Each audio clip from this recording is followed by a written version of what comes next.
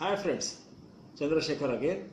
This time we have, as you know, we have already finished the seven grahas which have physical bodies. It is seven planets, and now we are coming to Rahu, who is called as Chaya Graha, that is shadow planets, or Tamagraha, the dark planet.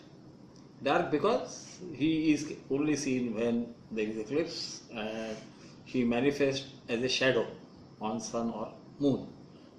He is also called in Western terminology the north node of moon. So this is one planet, of course, with his counterpart Ketu, who always becomes a bit difficult to analyze.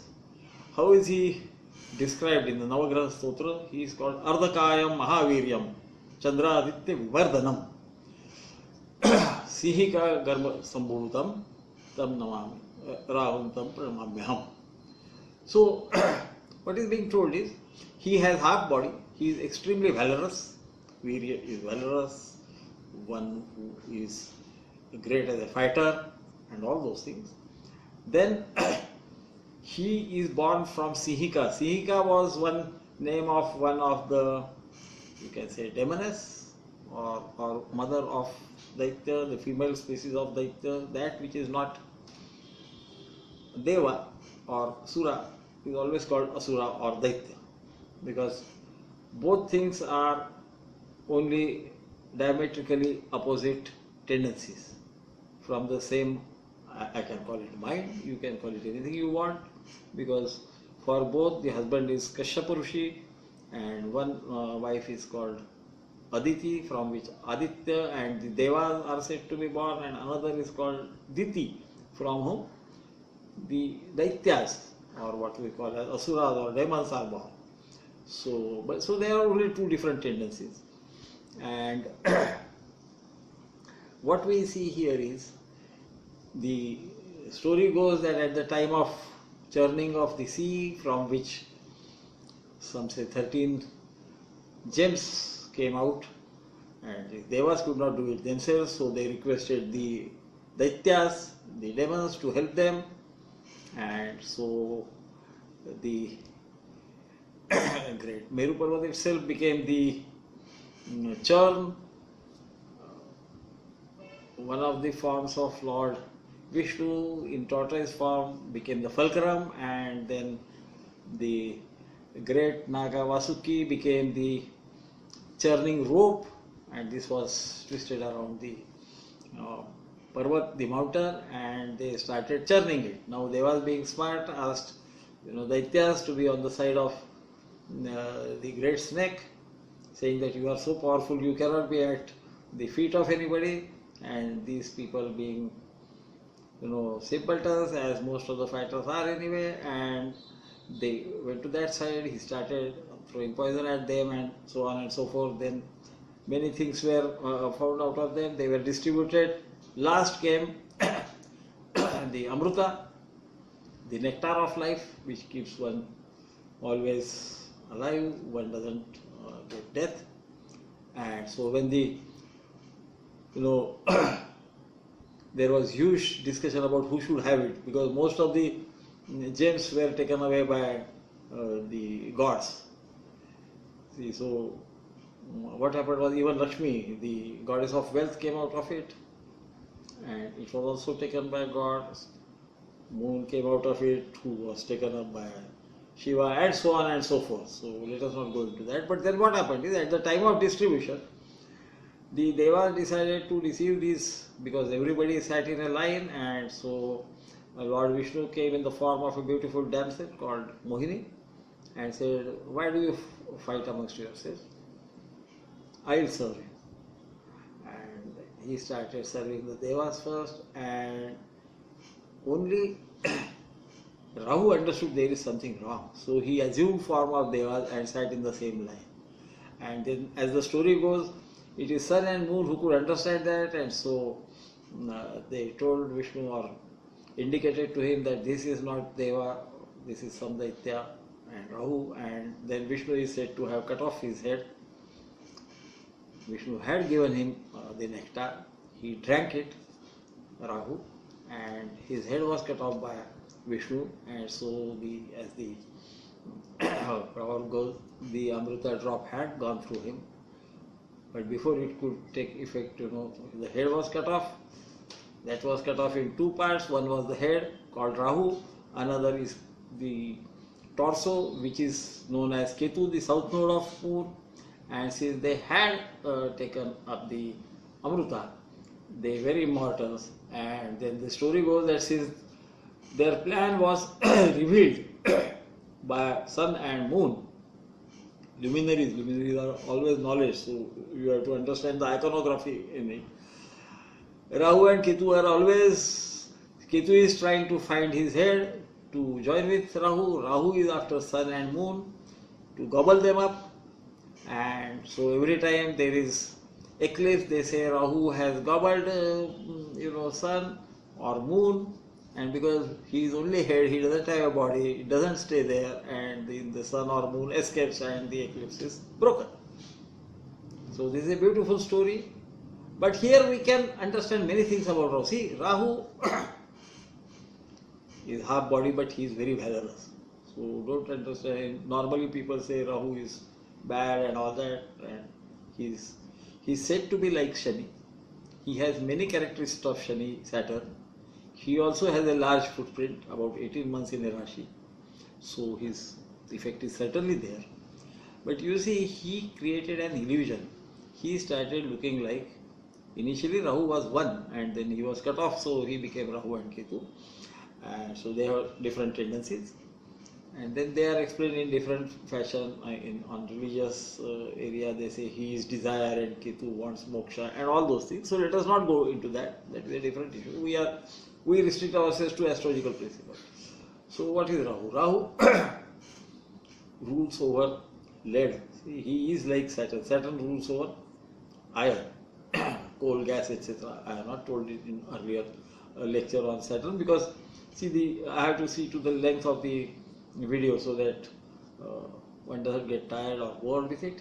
And so whereas Saturn rules over liquor as such, Rahu, his other name is Phanindra, the great snake who has a snake like cobra with multiple heads. And so he is the greatest among them, the greatest of the snakes, which means poison is there. So he rules over poison. He also rules over other intoxicants like drugs. Of course, liquor. Whenever there is addiction, Rahu's role will be there somewhere, either 6th or 8th or Lagna. But Ketu being at the other end, who is the giver up, that person, if he decides, can give up the habit of getting into any addiction. So addiction is ruled by Rahu. Rahu also has ability to mask symptoms, because as he masks sun or moon who are there, but he doesn't allow the light to come, and light is knowledge. Similarly, Rahu placed in 2nd 8th axis or 12th 6th axis generally masks the symptoms of the disease. So first physician may not be able to understand what is the disease. Another point is, especially when he is in the 2nd house, that person might get allergy from drugs. He rules over addictions and drugs, the bad part of drugs, but he also rules over the curative drugs.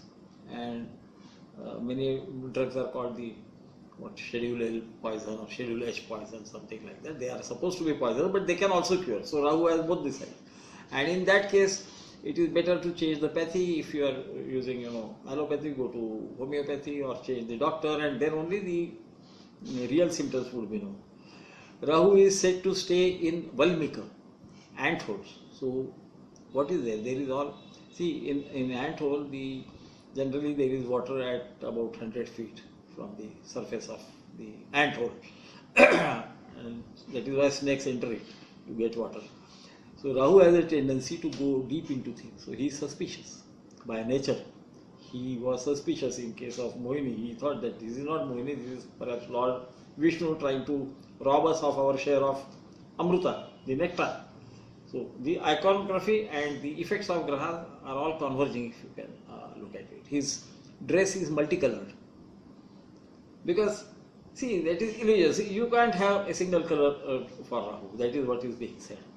Then Rahu, as I said, is good at research, but his placement would decide what he will do. I mean, if in the fifth house he will have a lot of acquired knowledge, but he may not be able to understand that he has that knowledge, and he would always be suspicious whether he will be able to perform something which he has already done many a times earlier. But he is also good at research. Such people should use their brain in research, otherwise they will start even doubting their own ability to learn from acquired knowledge or experiences. So you have to understand that in the 8th house he can be very good actually at research. 8th house is anyway the house of research. It is the slit, the randhra in earth. So he can go deep down. That is what is Rahu good at.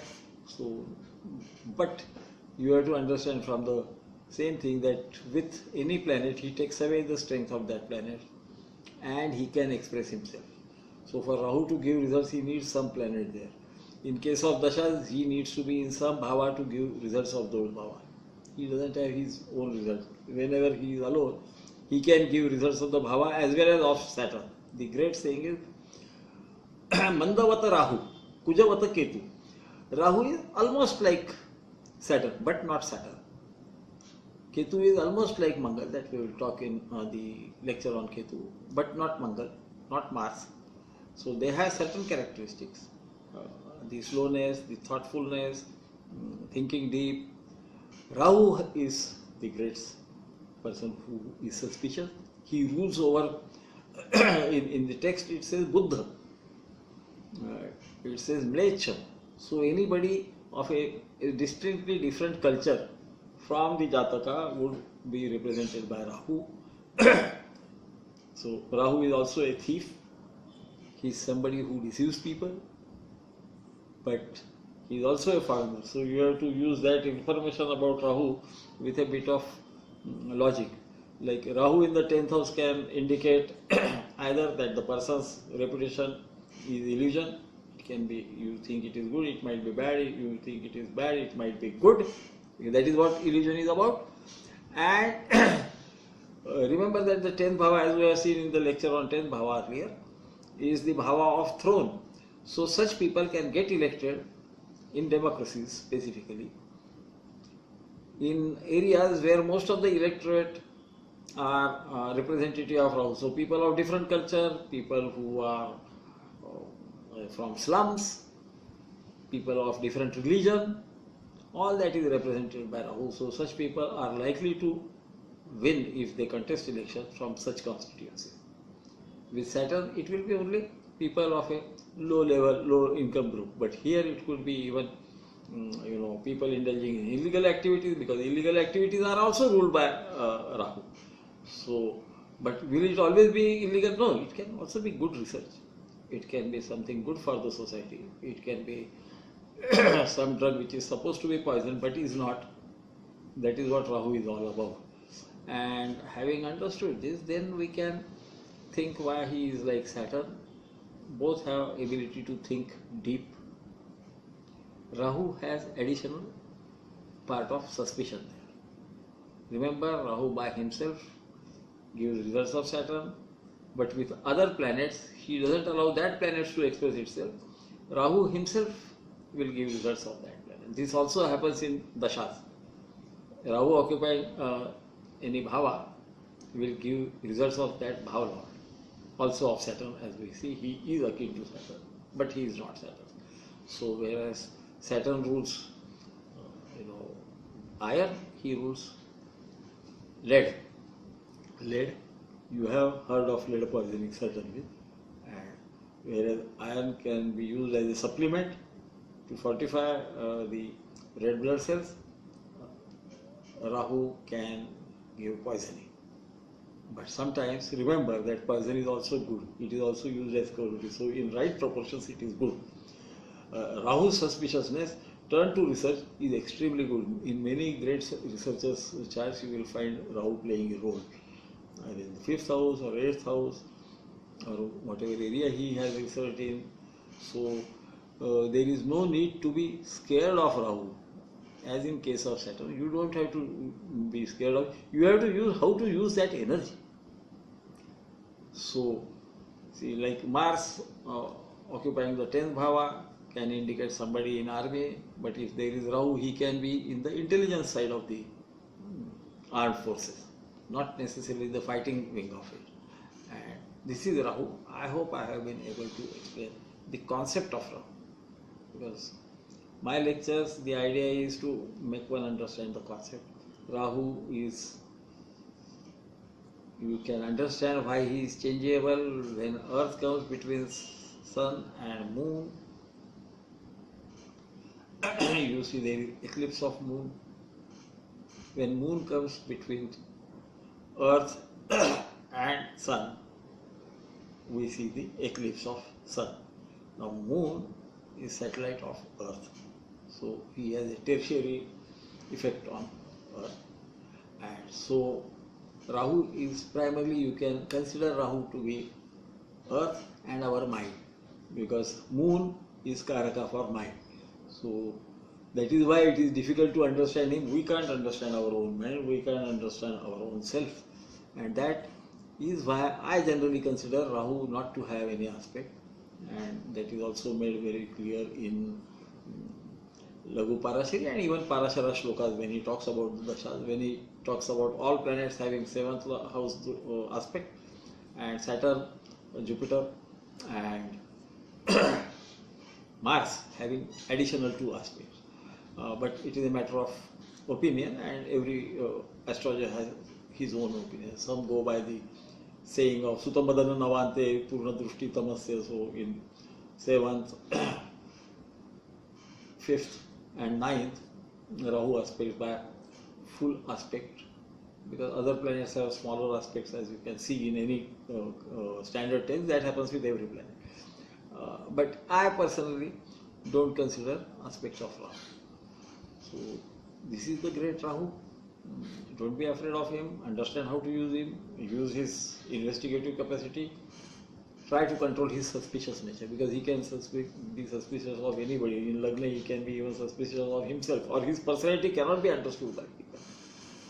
So, but that person, if he is trying to find something new to do and trying to work his family, he is excellent in those things, and he should use his strength. That is what astrology is all about, not about being scared, not about being, afraid of things. And even astrologers should not make people feel fearful because Rahu is there. Nowadays there is huge discussion about Kala Sarpa Yoga, and initially it was only 2 planets, Rahu and Ketu, and all planets on one side of it with Rahu leading.